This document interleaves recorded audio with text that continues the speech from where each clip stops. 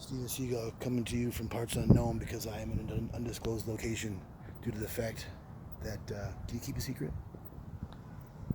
Dude, I fucking hijacked a plane today. Yeah. My friend, Mr. Lukashenko of Belarus, he said, hey, remember all those delicious carrots that I gave you? And I said, yeah, well, you kind of didn't really give them to me. You forced them down my throat. Anywho, I said, I do remember that. He said, well, you owe me now, and I need you to hijack an international flight so that we can punish a dissident. And I said, you know I'm your guy. So now I'm laying low. I just needed a little disguise. Thankfully, I had one with me. It's really pretty simple.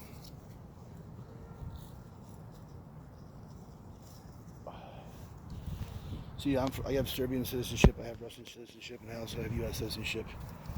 But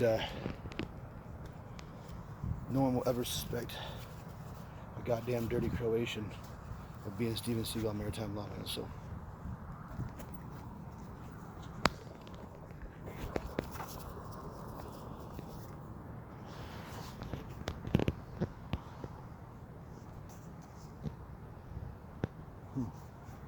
Did I get it? You can see it, right? You get the picture.